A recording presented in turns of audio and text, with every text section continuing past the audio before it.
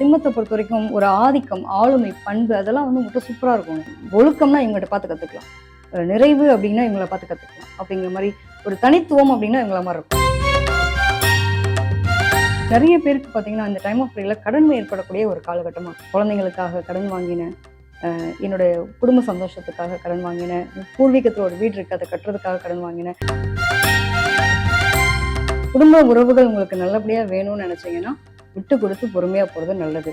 உங்களுடைய ஜெனட்டிக்ல ஏதாவது தொந்தரவுகள், உடல் நோய்கள் சம்மந்தப்பட்டவங்க யாராவது பாதிக்கப்பட்டிருந்தாங்க அப்படின்னா ஹெல்த்தில் வந்து கொஞ்சம் ஆரோக்கியத்தில் போயிட்டு ஒரு டெஸ்ட் எடுத்து என்ன இருக்குது, ஏது இருக்குது, உடம்புல ஏதாவது பிரச்சனை இருக்கா அப்படிங்கிறத பார்த்துக்கிறது நல்லது. ரொம்ப தூக்கம்ன்றது கம்மியாக இருக்கும். உடல் ஆரோக்கியத்தில் வந்து தொய்வு நிலை இருக்கக்கூடிய ஒரு காலகட்டம். ஸோ அதில் கொஞ்சம் கான்சியஸாக இருக்கிறது அப்படின்றது பெட்டராக இருக்கும். எப்பவுமே ப்ரிப்ரேஷன் முன்னாடி உட்காந்து படிப்போம்ல, விழுந்து அது மாதிரியான படிக்கக்கூடிய காலகட்டம். ஸோ இதில் ரிசல்ட் எதிர்பார்க்காதீங்க. அடுத்த வரக்கூடிய காலகட்டம் வந்து எனக்கு தாண்டா இந்த உலகமே எனக்கு தாண்டா அப்படின்ற மாதிரி ஒரு அமைப்பெல்லாம் கொடுத்துரும்.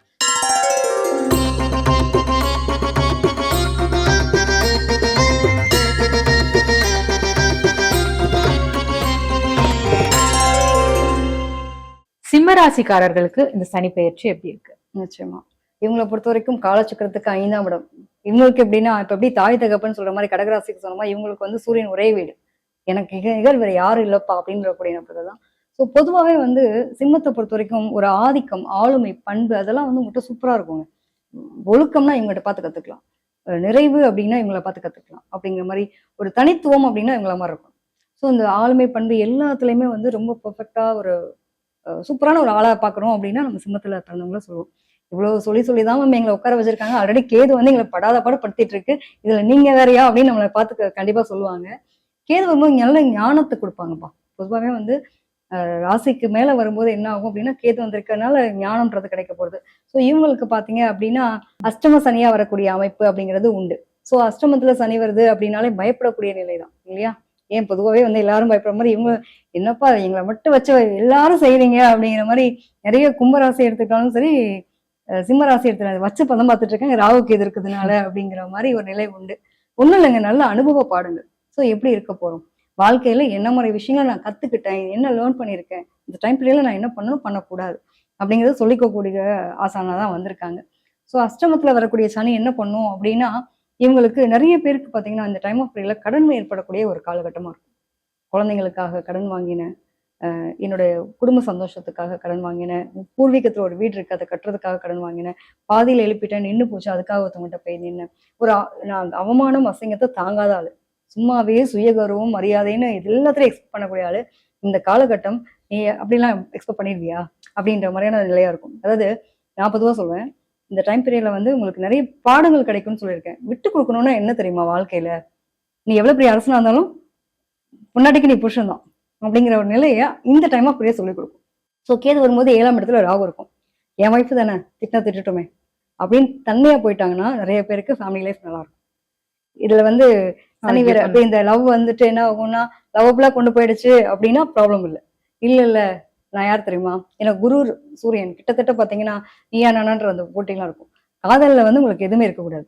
ஸோ அது ஒய்ஃபா இருந்தாலும் சரி, லவரா இருந்தாலும் சரி, பிள்ளைங்களா இருந்தாலும் சரி, இங்க வச்சிருக்க பாசம் உண்மையான பாசம். ஸோ ஸ்பெண்ட் பண்ணிட்டு நீ சொல்லி காட்டாது. இந்த டைம் பீரியட் சொல்லக்கூடிய விஷயம் என்னவா இருக்கும் அப்படின்னா, நீ ஏன் ஸ்பெண்ட் பண்ண, எதுக்கு ஸ்பெண்ட் பண்ணுன்றது உன்னோட உழைப்பு இந்த வீட்டுக்கு தேவை, உழைப்பு போட்ட அதை சொல்லி காட்டாத ஃபர்ஸ்ட்.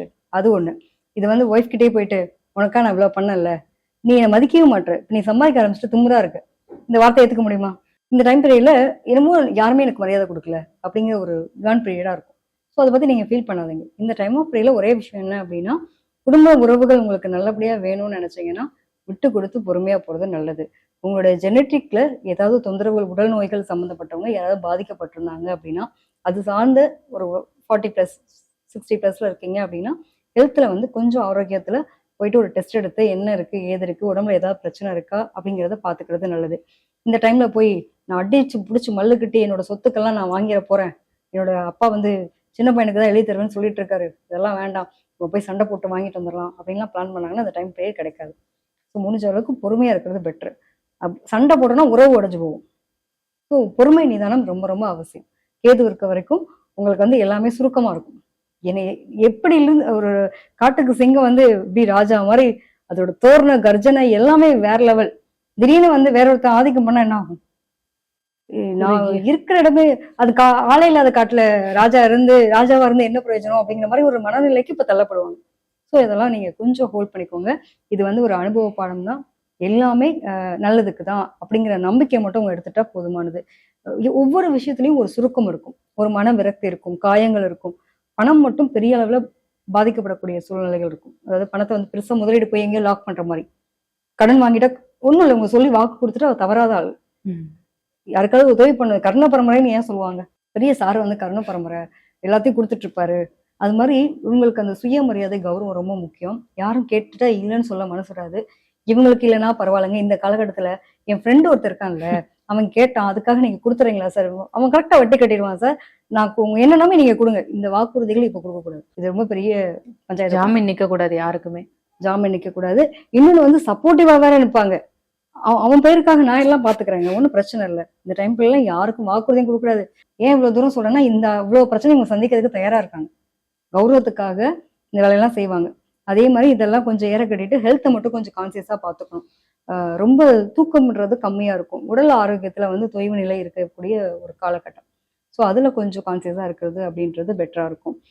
அதே மாதிரி நம்மளோட உறவுகள் தானே, நம்ம பிள்ளை பேசினா என்ன, நம்ம ஒய்ஃப் பேசினா என்னன்ற அந்த விட்டு கொடுத்து போயிட்டாங்கன்னா குடும்ப வாழ்க்கையில பிரிவினைகள் இருக்காது.